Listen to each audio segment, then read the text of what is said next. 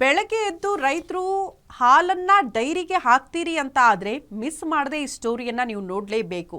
ಯಾಕಪ್ಪ ಈ ಮಾತನ್ನ ಹೇಳ್ತಾ ಇದ್ದೀವಿ ಅಂದ್ರೆ ನಿಮಗೆ ಸಿಗುವ ಕಮಿಷನ್ ಹಣ ಎಲ್ಲಿಗೆ ಹೋಗುತ್ತೆ ಗೊತ್ತಾ?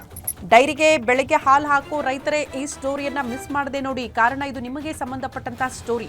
ನಿಮಗೆ ಸಿಗೋ ಕಮಿಷನ್ ಹಣ ಎಲ್ಲಿ ಹೋಗುತ್ತೆ ಗೊತ್ತಾ? ಚಿತ್ರದುರ್ಗದಲ್ಲಿ ಆಗಿರುವ ಬ್ರಹ್ಮಾಂಡ ಭ್ರಷ್ಟಾಚಾರ ಏನು ಹಾಗಾದ್ರೆ?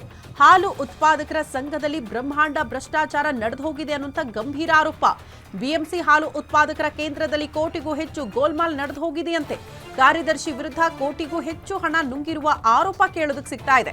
ಕಾರ್ಯದರ್ಶಿ ಶೇಖರಪ್ಪ ಪತ್ನಿ ಹಾಗೂ ಮಗನ ಹೆಸರಿಗೆ ಲಕ್ಷ ಹಣ ಜಮೆಯಾಗಿದೆಯಂತೆ. ಬೈಲಾ ನಿಯಮ ಮೀರಿ ಕಾರ್ಯದರ್ಶಿ ಪತ್ನಿ ಪುತ್ರನ ಹೆಸರಿಗೆ ಈ ದುಡ್ಡನ್ನ ಟ್ರಾನ್ಸ್ಫರ್ ಮಾಡಲಾಗಿದೆ. ಡೈರಿಗೆ ಬೆಳಗ್ಗೆ ಹಾಲು ಹಾಕ್ತಾರಲ್ಲ, ಅವರಿಗೆ ಸಿಗಬೇಕಾಗಿರುವಂತಹ ಕಮಿಷನ್ ಇನ್ಯಾರ್ದೋ ಪಾಲಾಗ್ತಾ ಇದೆ ಅನ್ನುವಂತಹ ವಿಚಾರ. ಅತಿ ದೊಡ್ಡ ಬ್ರಹ್ಮಾಂಡ ಭ್ರಷ್ಟಾಚಾರ ನಡೆದು ಹೋಗಿದೆ, ನಿಯಮಗಳನ್ನ ಮೀರಿ ವರ್ತನೆ ಮಾಡಲಾಗಿದೆ ಅನ್ನುವಂಥ ಗಂಭೀರ ಆರೋಪ ಹಾಲು ಉತ್ಪಾದಕರ ಸಂಘದಲ್ಲಿ.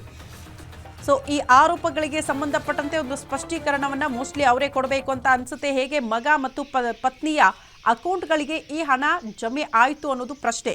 ರೈತರು ಕೂಡ ಅದನ್ನ ಪ್ರಶ್ನೆ ಮಾಡ್ತಿದ್ದಾರೆ. ಯಾರಿಗೂ ಸಿಗಬೇಕಾಗಿರೋ ಹಣ ಇನ್ಯಾರ್ದೋ ಪಾಲಾಗುತ್ತೆ ಅಂದ್ರೆ ಸುಮ್ಮನೆ ಇರೋದಕ್ಕೆ ಸಾಧ್ಯನಾ ಅನ್ನೋದನ್ನ ಪ್ರಶ್ನೆ ಮಾಡ್ತಿದ್ದಾರೆ. ಹಾಗಾಗಿ ಈ ಆರೋಪಗಳಿಗೆ ಸಂಬಂಧಪಟ್ಟಂತೆ ಮೋಸ್ಟ್ಲಿ ಒಂದು ಕ್ಲಾರಿಟಿ ಹಾಲು ಉತ್ಪಾದಕರ ಸಂಘದಿಂದಲೇ ಸಿಗಬೇಕು ಅಂತ ಅನ್ಸುತ್ತೆ.